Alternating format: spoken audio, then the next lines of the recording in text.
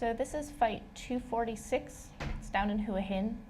And I had fought fight 244 down there after not fighting in Hua Hin for a really long time. And I really liked the venue. And I had been surprised by getting a really good opponent in Jomkwan.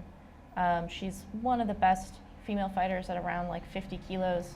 And I fought her many years ago, but not since then. And then I surprised got to fight her at fight 244 down in Hua Hin. And so this one, fight 246, was supposed to be against Petchrungruang, who is a team member of Jomkwan's. And so I was excited to be fighting her because I've fought a Petchrungruang before, but I don't know if it's this one. It was in a different area of Asan, so I don't think it's the same. But it's rare for me to be fighting fighters who I really don't know anymore. I know everybody, I've fought everybody. So I was excited, and about, I don't know, maybe 10 minutes before my fight, I was coming back from the bathroom and I saw Jomkwan dressed all in blue, looking like she was ready to fight, and I was like, oh man, this guy asked to take a photo with me. I was like, oh man, I'm probably fighting Jomkwan. So I asked the promoter, I'm like, am I fighting Jomkwan or Petchrungruang? And he was kind of like, oh, it's Jomkwan. And he told me after the fight that they had like kind of surprised him with that they switched it at the last second. But it's just one of these things about like fighting the way that I do, and in Thailand in general, things change really quickly. So I beat her with a knockout in the fight before, and so I was a little bit nervous because of the last minute change, but also because she's such a good fighter, and coming in off of that knockout, I figured she was going to want to avenge herself and maybe would fight in a different way.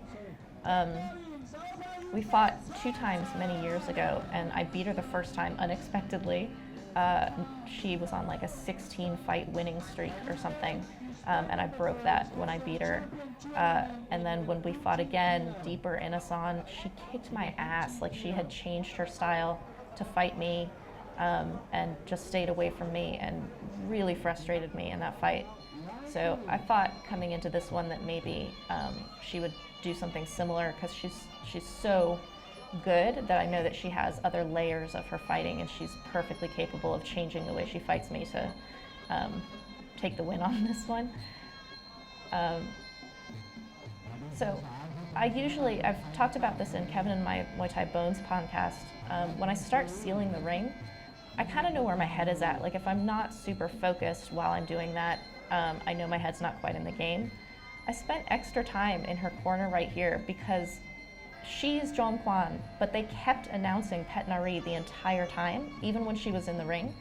And so when I was in her corner, part of my Ram Muay is to write the first letter in Thai of my opponent's name, and then you like scratch it out with your left foot. And because they kept saying Petchrungruang, I actually blanked on what Jomkwan's name was. I was like standing in her corner trying to remember her name. And then I was like, oh, Jomkwan. And so I wrote it and I went, but it was pretty funny.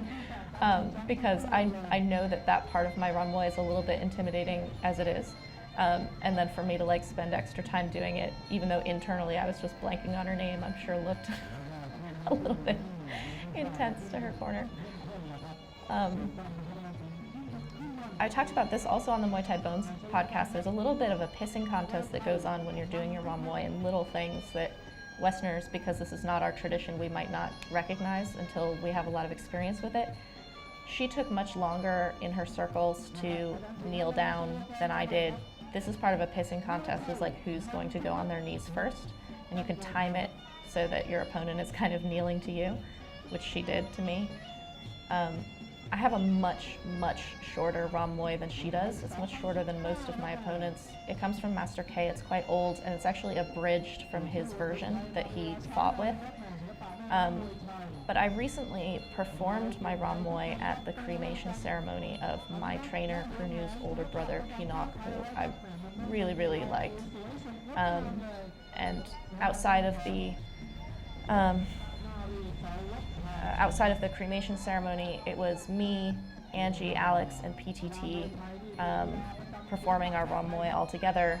And again, mine's shorter than everybody, so I had to do it much slower.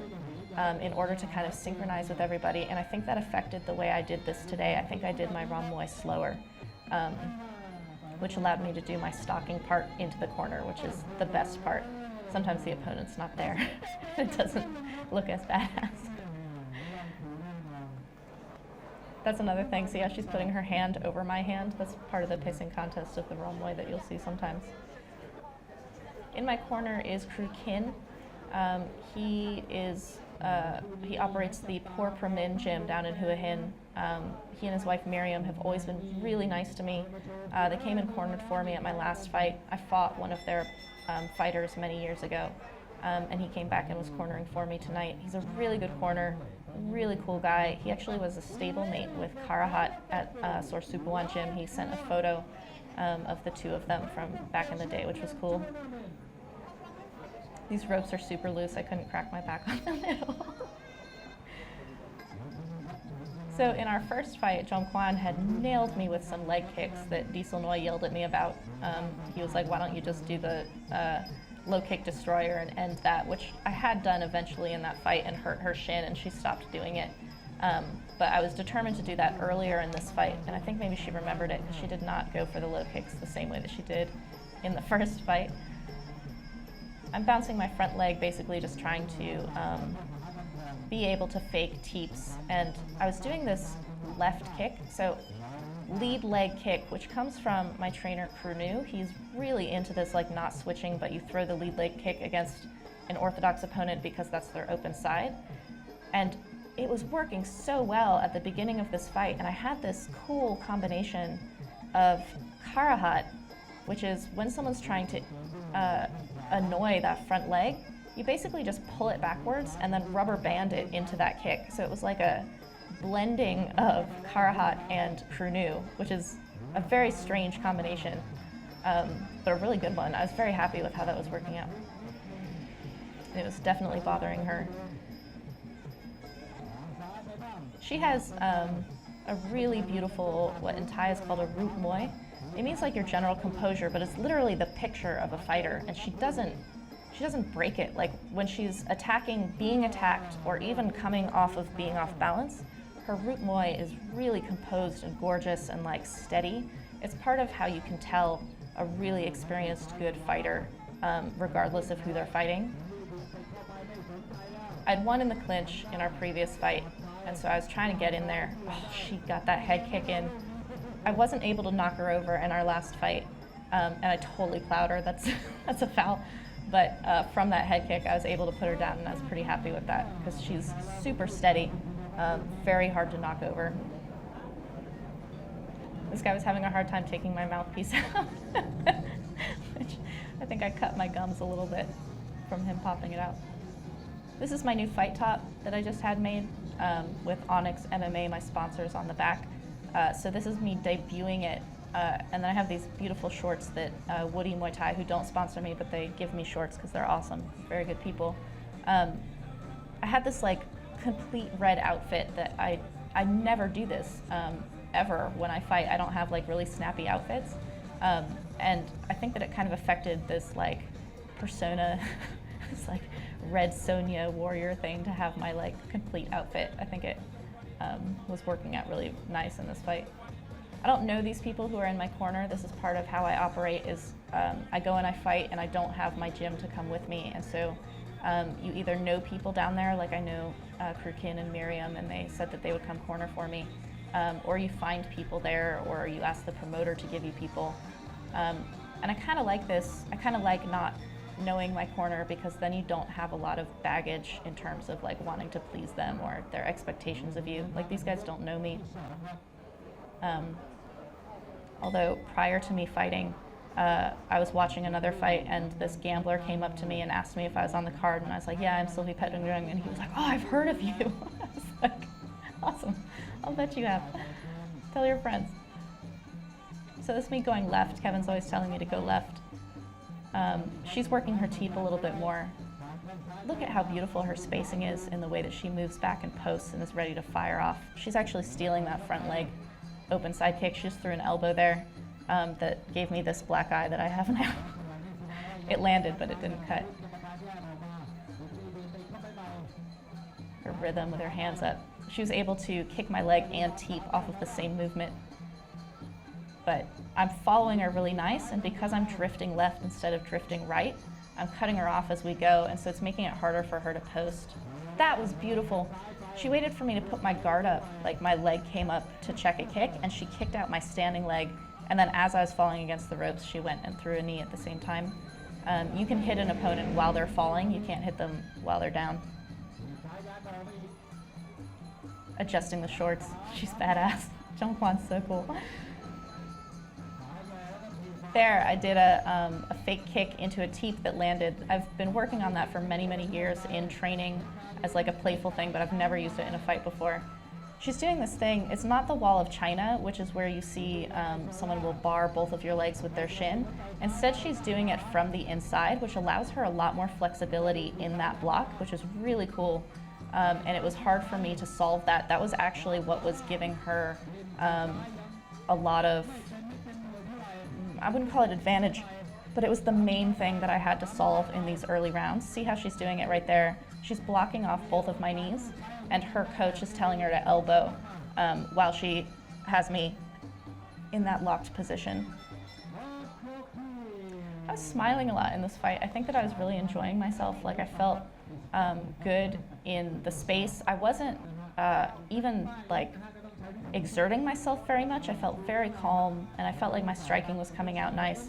But I wasn't pushing her. It's one of these things that, like, because I have a high rev engine, dragging my opponents into deeper water with my cardio is always a good thing to do. It's an easier way to ensure that the later rounds are going to be better for me. But I felt like I was doing really well in these rounds. Kevin and I saw the fight differently. I never felt in these early rounds that the fight was away from me. Kevin felt like I had to go more and get in the clinch a little bit harder. Helen, who had fought before me, just came over to my corner and told me that her coach had said to body punch, and I laughed because I've wanted to body punch for so long. I do it in training all the time. When I spar with Crew New and I don't wear gloves, I just hit his belly pad all the time. And I was laughing because it's like, I would love to body punch, but it has not come into the ring with me. Crew Kin was basically just like box before you come in and grab, because it's now a scoring round. So he's like, you're going to need to start clinching and get in there.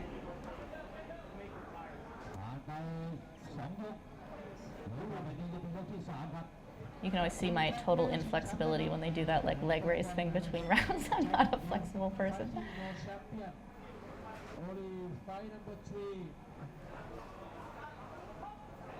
So now that this is a scoring round, Jomkwan picks up her pace quite a bit. She's more on her toes. Look how beautiful she is on her toes as she's scooting backwards. She's still fighting backwards because she's made this adjustment, but she's like her pace has come up. She's really snappy in her returns and everything that she's doing. And so the onus is on me to like come in and kind of swat that teep out of the way and just kind of close the space. I'm locking out her arm really nice here, which is what's allowing me to land these knees, which are high scoring. She tried to get me back with like a really straight one. If I got a couple of side knees and she got that straight one, it totally would have gone to her in terms of effectiveness of scoring. I'm lucky that she missed. I moved out of the way. So oh, look at that exchange. I catch her kick, trip her into the ropes, kick her while she's in the ropes, and then as she's getting up, she immediately kicked me. This is like what Karahat calls daw. If you guys watch the Muay Thai library, there's a whole thing about Karahat teaching me daw. She's jumping on me here. She's actually making me carry her weight. I'm a little bit annoyed. I'm chasing her. See how I'm drifting right again? This is why Kevin's always yelling at me to drift left, is that I end up kind of like chasing her. But when we tie up like this is always for me. She's trying to get that little foot to the inside, and I'm trying to trip her standing leg. So I'm able to score these points into her open side because she has her leg up. So her block of me ended up working against her in that situation. That's why you have to be patient. She likes going into the corners, which sometimes when I fight people who are much bigger than me, it can be really tricky because of their weight. She's only a few kilos bigger than me, maybe 3 or 4 kilos bigger than me. I think she's 51, 52, so like 4 or 5. But look how she's just going corner to corner to corner, like ping, ping, ping, and I'm chasing her. This thing that I did when she has her leg up, I learned from Crew 10. He's in the Muay Thai library. You should absolutely go check him out. He's one of the best Muay Khao sessions in Thailand. But you basically like scoop the leg while it's up and scissor across, and you can knock someone over their leg being up. It's especially good for the way that she's currently blocking me because she's putting her foot between my legs, so her calf is a little bit more vertical than it would be if someone was doing the Wall of China block. So even though I've worked on different ways of solving the Wall of China and different ones recently with Krunu, I'm not using those ones. Maybe kind of through intuition, I was knowing to use this Crew 10 one because of the way that she was blocking my legs.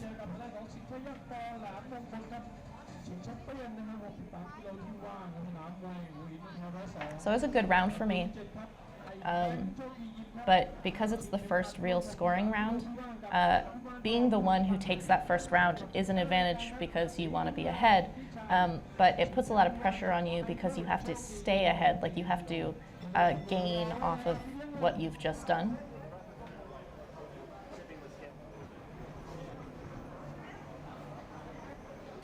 So she came pretty bare bones. She just had her one older trainer. He's probably the head of the gym up there in her corner. He's actually very well known, very like distinguished gentleman, kind of cool dude. So I know I have to come forward. I'm bouncing that leg, something that Diesel Noi has been insisting with me. It's also good for those low kicks. Anything bouncing with that front leg is really good as long as your opponent's not timing it more than you are. She had this beautiful waiting as I was coming in, this like stepping knee. But once I was getting her in the clinch, my lock is really good and being able to control her. I got her down there and she stayed like right on top of me. She's totally like playing this dominant game with me. So good.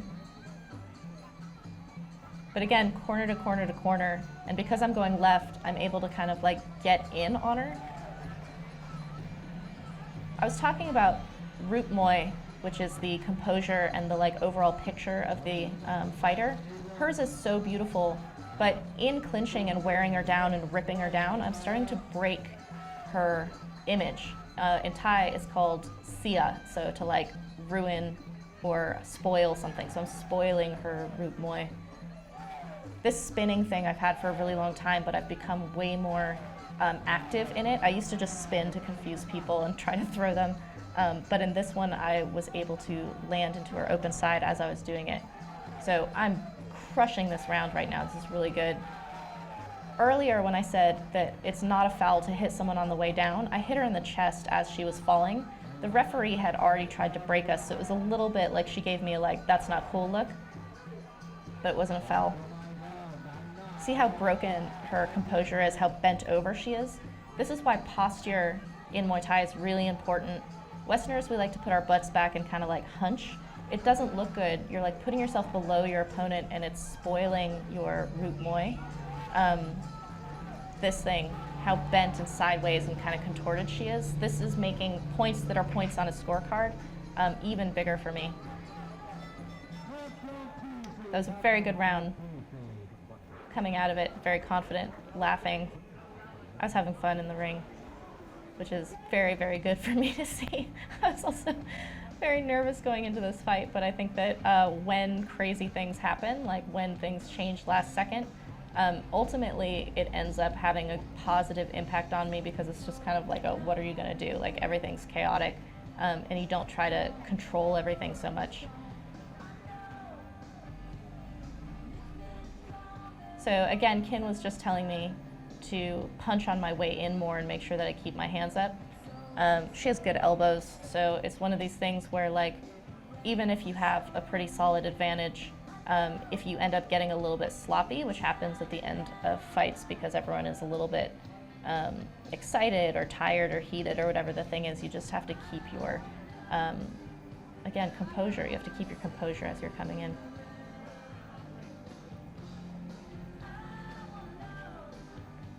I felt very confident that I had this fight the entire time, and I was looking over at her corner.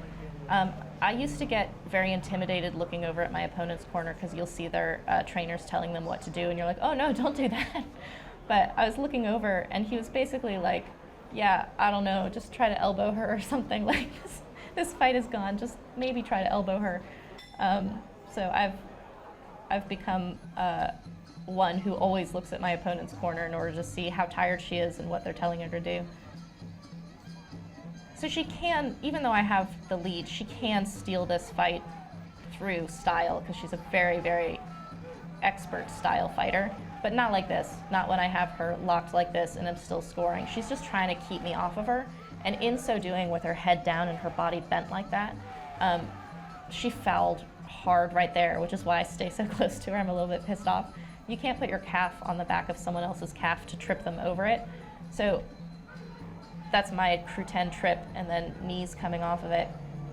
In round 5, if you can put your opponent on the ground, it can be a really big deal. So she's trying to steal this fight, and even though she fouled, there's danger to her putting me on the ground like that, because it can change the way a fight is going. It depends on whether the referees are going to punish it or not.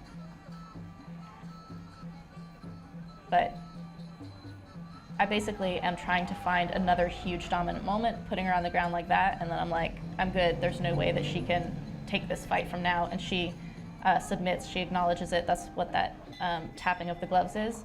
And that might not even be a full round. They just hit the bell because they're like, this is done. There's some eye contact between me and Jomkwan in this fight, which is another thing that I've been working really hard on. I like her a lot, man. She's such a good fighter, and I feel bad that she feels bad after losing to me. I saw her after the fight, and she was totally bummed out. I know that feeling. I'm bummed out when I lose. But it's something that, while I do feel bad that someone else is feeling bad in my ability to feel good, I also need to acknowledge for myself that really good fighters are losing to me. And I need to give myself credit for that as well.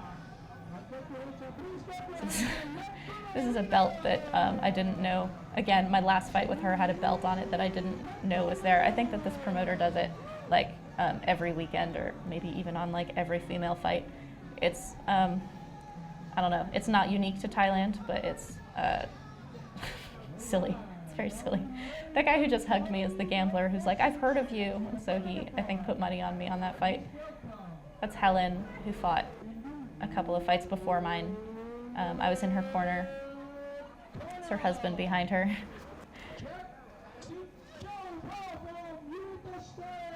So a little bit what I was talking about being able to recognize what your opponent is going through, but also be generous with yourself and making sure that you give yourself credit for everything that's going on, for your victories, for things you did well.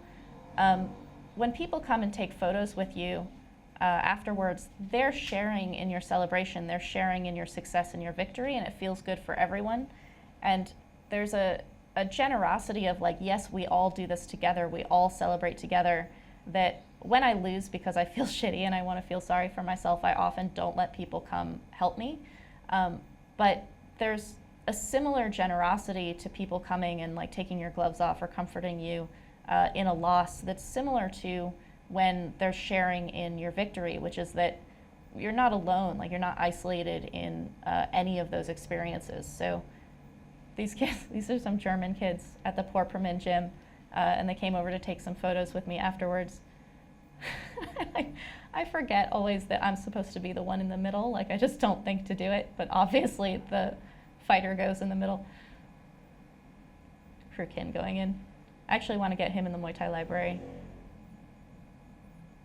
The gambler talking to Miriam. If you don't have a drunk gambler following you around before a fight, it's not legit. You have to have one at least, I don't know, 40% of your fights. That's the gambler. He's all excited. He was telling me like, oh, that was good, good, good. I don't know if he won money on me or not. A lot of people who would be gambling with him probably also have heard of me and probably also saw me fight her 2 fights ago. So I don't know. I I don't follow the gambling. I never know any details about it, but I'm happy if people make money on me, and I'm happy when people are excited about that. This announcer was actually really good. The funny thing, his English was pretty good, but he would announce different numbers in English and in Thai for what round it was. I think that he was just like not fully paying attention. I think that he does know what those numbers are. These are Kevin's photos, beautiful photos from the fight. That we're trying to increase the quality of all of the media that we put out. And Kevin is an incredible photographer. You can follow him on Instagram, and all his work is this level. It's really beautiful. You can get prints of some of these things, but every single fight he's putting out these really incredible images, and they just kind of bring a little bit of the, I don't know, feeling or intensity of moments in a fight that you don't necessarily get even from video. I've had people come and watch me live and say it is not the same thing watching you on a video as it is watching you live, which I think is true of almost any fight. I love this one. That's that eye contact and smiling that I was talking about in this fight. It's between rounds, the bell would ring and I was like grinning ear to ear.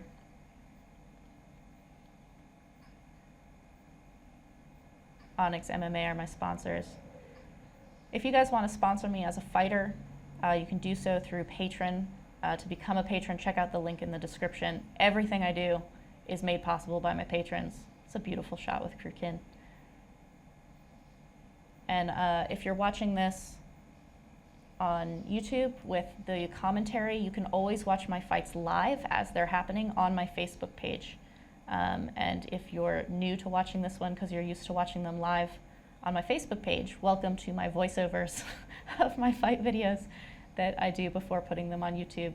And now Kevin is adding in some of his gorgeous photos, and we're attaching the post-fight video that I always do a post-fight update after my fights to get the like immediate thoughts, feelings, and energies. So you'll see me be giddy and stupid after fights. You'll see me be frustrated after fights. You'll see me be down. It's just very real. It's just exposure of what really I have this fighting video set to shaky cam. Oh, this is post-fight update. Post-fight update. We're in Hua Hin, driving out of Hua Hin, and it actually, they always have these like white or yellow Christmas lights up, or what I think of as Christmas lights because I'm from America and everything's American to me. Yeah. But I grew up in Boulder, Colorado, and when it was Christmas, around Christmas time, all the lights would go up on Pearl Street. So shout out to anyone who's ever been to Boulder and seen that. That's what Hua Hin reminds me of. And the king, the last king, Rama IX, was down here, which maybe is why they have these lights up all the time, because they put them up for his birthday on December 5th all around Thailand. Fun fact that I don't know whether it's a fact or not. This has been the post-fight update. Goodbye. I just fought fight 246, which was supposed to be against this fighter named Petchrungruang, who I don't think I've ever fought before, but I may have because there's a Petchrungruang on my... one many years ago. I fought one many years ago, and I don't know if it's the same one. Up in Surin, but I think that the one I'm supposed to fight is from Karat, and that's not the same place. So, surprise to me, and Kevin is like... I called it. He's got a sixth sense for this kind of thing. As we were driving down, he's like, you just need to be prepared for like this whole trip, because I'm fighting 3 fights on this trip if I don't get cut. We're in Hua Hin, and then we go up to Chiang Mai, and he's like, you just gotta like roll with the fact that we're gonna have marbles under our feet this entire trip and things are gonna change. Yeah. And he's like, so you know, you might actually just be fighting Jomkwan again, who's who I fought in Hua Hin the last time we came down last month. She's an incredibly fucking good fighter, and I've fought her twice before the last time, so this is my 4th time, because surprise, that's who I fought this time, but Kevin totally called it. Yeah. So it was not Petchrungruang, it was Jomkwan again, which I discovered as I was coming back from the bathroom. 5 minutes or 10 minutes? 5 or 10 minutes before I was getting in the ring, I saw her, and she was in the opposite color clothing. That would have been really something if you had just seen her climb in. Yeah, it's similar to the way that this stadium puts belts on fights, is you don't know until you get into the ring and they're like, it's a title fight. Yeah, totally. Okay. It's Jomkwan, okay. So I saw her and I went up to the promoter, I'm like, hey, so it looks looks like I'm fighting Jomkwan, not Petchrungruang, even though you guys are still announcing Petchrungruang They announced Petchrungruang the whole time. in the ring the whole time. Yeah. And he was semi-irritated looking, and he's like, yeah, that's who you're fighting. And afterwards, when I went up to him to try to book my next fight, he said that they had switched last minute and that he was not aware that it was going to be different. So because he seemed irritated when I was like, so I'm fighting Jomkwan, I think that might be true, but honestly I don't really care. It's not the kind of shadiness that bothers me. Kevin thought that they were breaking the clinch really fast in this fight. I won the last fight in the clinch with a knockout with knees and some good elbows. I think I hit her with an elbow this time too. I think you did. She hit me with an elbow, so I have this, which I'll be taking with me into my next 2 fights, ladies. I'll give you a little shiner to go into the fights with. But I did. By the way, I love when you ramble. Kevin loves when I ramble. It's sweet and It's cute. cute because I've got lizard brain, and Kevin can just drive. Totally. So I did a vlog recently that is up on my YouTube page about what my training was like. I was really exhausted in training because Pinu was hitting me fucking hard. Not like striking me hard, but like making me work really, really hard this And last hitting you week. He always hits me hard because he likes me though. Yeah. That's how I can tell he likes me the most in the gym, is he hits me harder than anybody else. I'm his favorite. But he was just, this is the amazing thing. He's been talking about how training at Petchrungruang with all the trainers is like a team effort. He's like, we all train everyone, even though there are trainers who generally work with the same people. Like Cruden generally is the one holding for Bank, and then Pinu takes him after. Chicken Man generally takes care of Gangot. I'm naming names that you guys don't know unless you follow me closely. So just suffice to say, it's like a team effort working with people. And everyone does Pinu's program, but what's interesting is that there are differences in how each of us are trained. And Pinu knows that my strength is my strength. And so he fucking has been just crushing me in training. It's like, let's double that. He's like, let's take it out on the U-Bahn and see how fast it goes before it runs out of gas. Autobahn. Autobahn. you speak German too. U-Bahn, that's in the north of Thailand. You mash together German and Thai. Okay, when I get my tiny umels. That was very good. So Diesel and I was with us this week and found out the day, my last day of training, that I was fighting, and was like, why are you so tired? And I'm like, because fucking Pinu is killing me.